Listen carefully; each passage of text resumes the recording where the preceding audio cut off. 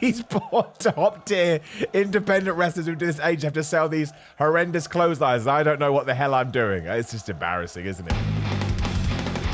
Tony Bordeaux here, thank you for joining me as always, and yeah, I'm going to react to my first wrestling match. Now, the only reason I'm doing this is because lots of people ask me to do this, and without you, what am I? Absolutely nothing. And we have actually done this before, over on What Culture Wrestling, but I get it, some people aren't subscribed to What Culture Wrestling, some people like to keep all this stuff separate, which is perfectly fine by me, I don't care. And also, I mean, that was during the pandemic, so that was like 2 years ago, and yeah, sometime this week, maybe a couple of days ago, like 2 people simultaneously, completely randomly, just messaged me on Instagram saying, oh, Simon, you should talk about your first ever wrestling match. So I was like, okay, I'll do it. Now, we actually documented my entire training journey to become a professional wrestler over on What Culture, which you can also see. But this is kind of where it culminated. And as you know, my original plan, before I even started training, was to do a one and done.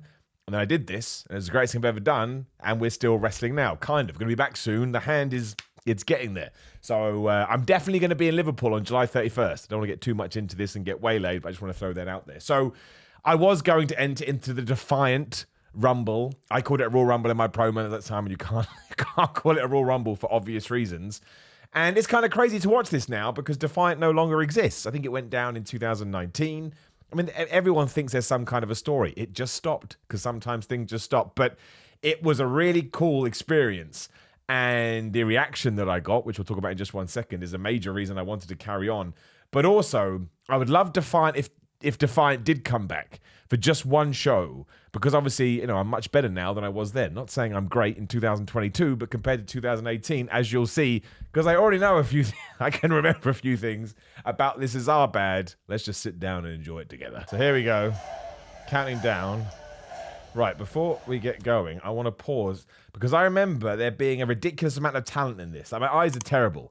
But that is definitely Doug flipping Williams, who kept the British wrestling scene alive, along with some others, when it had a bit of a downturn, and has just been a brilliant professional wrestler since, like, day one. You've got TK Cooper in there, who is a fantastic individual. Got Prince Amin, who is also a fantastic individual.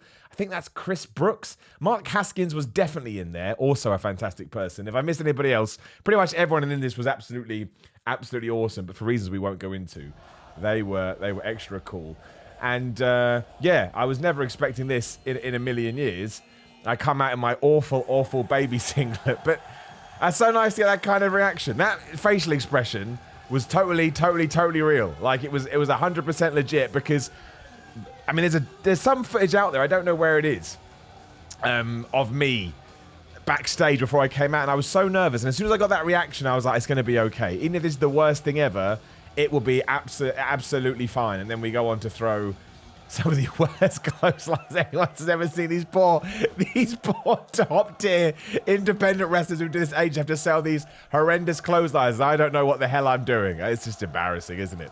But it goes to show the fans were, you know, they're just on my side. And when somebody's on your side, it makes you feel better. Should never have, ever have slapped my head. And this was my original finisher. I called it the ups and downs because, again, I'm an absolute moron. And it's meant to be like a running power slam, I suppose. And I wanted to put people down in between my legs as I did there. But then I realized it's not going to work on very many people. So we just changed it to a spear. And another reason I changed it to a spear is because that's the biggest reaction that I got. I got the biggest reactions doing that, so I was like, hey, screw it. And I remember I was told, after you have done your terrible, horrific clotheslines, go to Doug. And I was like, what do you mean go to Doug? They were, just go to Doug. So I went to Doug, and instantly I was like, oh my gosh, I have so much to learn when it comes to professional wrestling. I felt like he was shouting at me. He just took, I don't want to say too much, but he just took control. Such a good dude, such a good person, and such a terrific professional wrestler. Like, he makes it look easy. And like I say, most, 75% of the people in this match went out of their way to do things they didn't have to do for a moron like me, because something I absolutely faced when I did start wrestling was, as why should they? But nobody knew that I had trained, and nobody knew that I was taking this seriously. So I think a lot of promotions just thought to themselves, oh, he just thinks he can jump across from his YouTube world, which was not the case. At all. But, I get it. You have to earn respect in all walks of life. And I think probably maybe it will be a bit harder with that when it comes to wrestling, just because of what it is. But, I mean, it's kind of crazy now, too. Now, obviously, there are people in this match you're going to recognize. Some people have done terrible things ever since this, came out. And there's not much we can do about that. I'm not going to get into that here because, I mean, it's kind of obvious what anybody's feelings and anybody's impression of the whole thing will be. But as a quick aside, I'm glad. Glad's not the right word, but I think it was again, positive's not the right word either. I think it was important that all that stuff did come out because we need to move forward. Not only in wrestling, but in all industries. Everyone should feel welcome. Everyone should feel taken care of and protected and whatever it may be. And Joe Hendry on commentary. I don't remember that at all. Was he in the Rumble or was he just sat half naked on commentary? And I think this is when Gabriel Kidd and Prince Amin were having... I mean, that's classic, isn't it? That's classic. Poor Prince Amin. I tell you, Prince Amin as well, he went out of his... I'm not going to get into it again because he may not want me to share the story. But he went out of his way. Protect. Is that the right word? I don't know.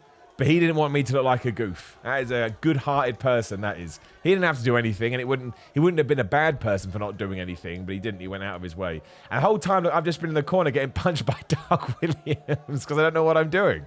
And the other thing, of course, about a Rumble too, and you know this if you watch any kind of wrestling, is somebody comes in, they have their spot in the ring, you bail off to the side. Somebody has something in the ring, bail off to the side. You tell a story, hence as we did there. I can't remember what the story between Gabriel Kidd and Prince Amin was, but the whole point, whatever, he had to knock him out. So you don't want to take away from the focus of the match, but at the same time, my inexperience, I'm just looking around like an absolute goofball. And I always love it as well when someone's going to be knocked out. This is just wrestling, nothing to do with Defiant. But someone's going to get knocked out and then somebody else saves them. It's like every man for himself. Yeah, but not now because it's not the right time. But again, that's one of the reasons I love wrestling. Honestly, it's one of the best reasons why I love wrestling. And thankfully here, yeah, Gabriel Kidd saw me and he's like, you know what, we need to do something to this guy because he's not doing anything. And I've learnt a lot since that. I don't think I would... I'm not saying I wouldn't sell like that now, but... You don't want to oversell too soon, because if a punch knocks you out, then what the hell is a big slam going to do? See, I don't remember this at all. What the hell do I do? Oh, there's another bad clothesline. Excellent. Oh, man, I don't remember that at all. Look how happy and excited I am. Why? Finish him off, Simon. Go chuck him out. Go chuck him out. See, look, so you can tell that I've been told to do something. This was so ridiculous. But again, look, you're green. You're inexperienced. This is how you learn. I love the fact this is documented. I remember you can go find this on the internet when the Defiant first put it up. And the comments are hilarious. This guy sucks. Screw this guy. And look, they always get you some days. But the best part about it is that people gave a damn. People gave a damn enough to click it. And people gave a damn enough to write something. Right? That's all you can ever ask for. I remember this now. This is Justin Sizem, obviously, as you figured out. Dude who clearly goes to the gym, if you haven't figured it. And now, I wore this singlet. I've told this story 1,000 times on videos because I didn't want to be in my pants. That's too much. I was like, I'm going out there anyway. I'm already so nervous. The last thing I want to do is expose my body. We talked about it. I'm not very confident in my physique, so that's going to be too much for my brain. So the whole point here was somebody came up with the idea to do some dumb pose down. I don't know why. It's the most WWE idea ever. And Justin was all like, oh man, well, we're going to have to take off the straps to your singlet. And the first singlet I ever made was an absolute disaster. It did not move. It hugged me like it was an actual baby grow. So I was like, we just can't do this. So we tried and it failed miserably. But in hindsight, I would never have done this bit. I like goofy wrestling. Like I really like goofy wrestling a lot. But I think you have to do things that you're confident with, and hence why I stuck my tongue out like an absolute buffoon, like flexing and doing all that kind of stuff. It's just not naturally my thing. So when you don't commit to something enough, which I don't think I did here, I think you can. I think the fans and the audience can tell. It was still good and it was still enjoyable. And I'll do anything. That's the thing. I think, again, some promotions think I'm going to come in and be like, I've got to do this, I've got to do that. Man, I'll do anything. You want me to come dressed as a banana and I get eaten by a giant elephant, I'll do it. Like, I couldn't care less. But yeah, I believe he gets baby oil out of his cape, which begs another question. Who carries baby oil? And look, he tries to take him down. They do not move at all. And that was a real struggle just to get it there. Look at it sinking into my skin. This is such a stupid idea. So this is a Royal Rumble. It's been going on for like 8 minutes. And now I look like Tarzan with my wig. But I love it, man. Okay, it's all a process. And I'd never do half of this stuff again. Man, we're doing a side chest as well. I think somebody gets up and just beats us up, don't they? Yeah. That's how you be a heel. But yeah, it's a lot of flexing. I mean, I get doing it for like 20 seconds. We're doing this like Vince, like Vince McMahon is watching. Of course, Lana Austin is this as well. Man, I don't remember this either. Well, I remember Lana doing something. I don't remember her. Did she attack us or something? Oh, no, he rubs oil on her, which is also a little bit strange. And then TK Cooper's looking at us. I think TK Cooper takes me out. Yeah, that's right. He just nuts Lana. Wrestling is it's an interesting beast. So yeah, and then again, I'm dead from that. I'm knocked out. But I remember I was terrified that, because you want to do stuff like that, right, where it looks like you're going to go over. Obviously, it wasn't my time to go over. We had a story planned. I was like, what if I slip? And then was like, we just can't slip. I was like, what if I do slip? It's like, well, just don't, for goodness sake.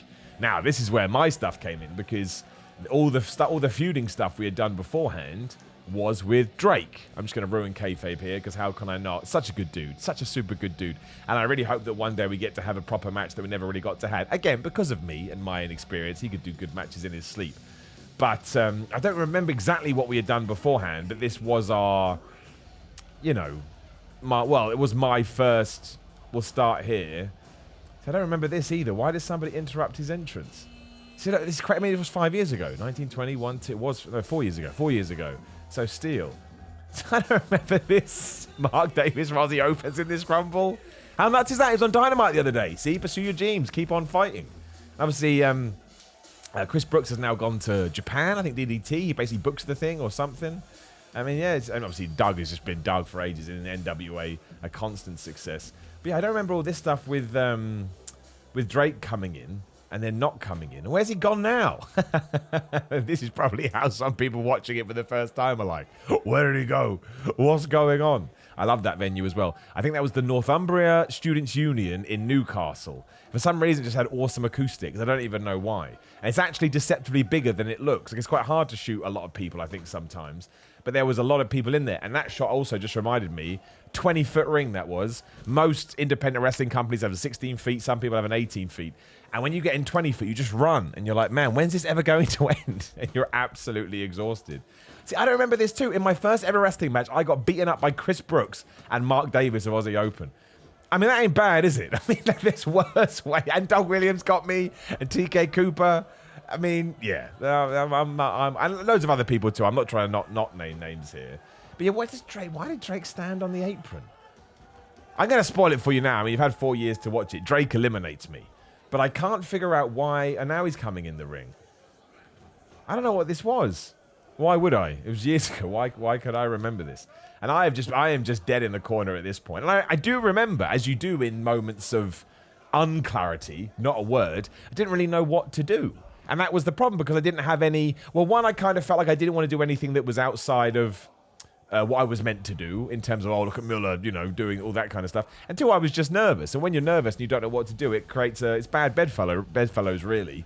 And you kind of go in on yourself. What I really should have done, I should be up by now, because you haven't seen me get hit by a big move. And I should be trying to eliminate, you know, Mark Davis. Now look, I'm up for some reason. Who's this? Oh my God, I forgot. I forgot about Roxy's in it as well. I had no idea. Absolutely nuts. And I think this ties in, I think she tries to slap me, and that's how I get eliminated. I don't know. But I have, you know, magically recovered.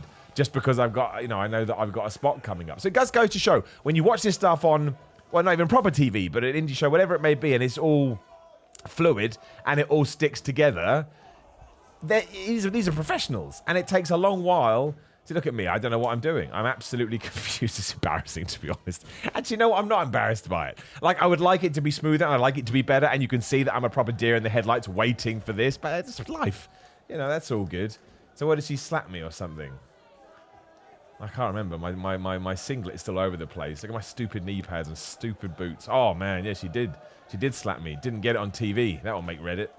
You missed the camera shot. I immolated Drake. I think I remember that. Oh, that's right. And my inexperience cost me. And then, yeah, he pulls me over. What an idiot, Miller. I love it. I got a reaction, though. That's all I care about. I got a reaction. People genuinely cared that I'd been eliminated, even though I look like an idiot. And I remember this too. He said he was going to throw me into the barricade. I was so worried. But I thought, I'm going to take it. Actually didn't hurt at all.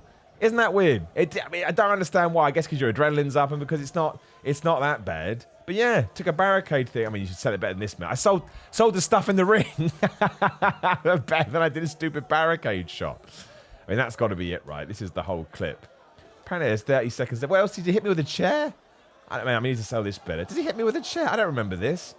Oh, man. I don't remember that at all. So unnecessary. I love it. I love it. Man, I was going to turn it off. Thank goodness I didn't. I don't even remember who won this whole thing. So there you go. My first ever wrestling match. Destroyed and killed by Drake. Who also put snot on me. We probably agreed. Either way, I don't care. I had a chair protecting my face. See, it makes me laugh. And it's one of those weird things where I'm like, I don't understand quite how we did that, but I'm pleased that we did. And again, if you're watching that going, Simon, that was atrocious. Yes, and hopefully I'm better now. The only way to find out is to come see me live, especially if you live in Texas. If somehow this video gets to Texas, August 20th, Mission Pro Wrestling, I am debuting for Thunder Rosa's promotion. So, yeah, come down. Come see me. Everyone tells me it's going to be like 700 degrees. It'll be funnier for you. Trust me, because I'll be so burned. Sun screen won't protect me. And we can come have some fun. We can do some wrestling facing JP Harlow, who apparently needs to be beaten up. So yeah, you can come down and then you can judge the 2022 version of me. Now, please do like the video, share the video, and subscribe. Get the bell ding ding. So you know the video's going live. There will be a video on the screen. Please do give it a click. Otherwise, grillermind.com/Simon. Use code Simon to get 10% off all of their supplements in Greg Doucette's Power 13 cookbook. Add Simon316 on Instagram and Twitter. Patreon.com/Simon316 for exclusive videos and reaction videos because YouTube does not like them anymore. Patreon, no, we've done that. SimonMiller.BigCartel.com on Cameo. That's it. Have a lovely evening.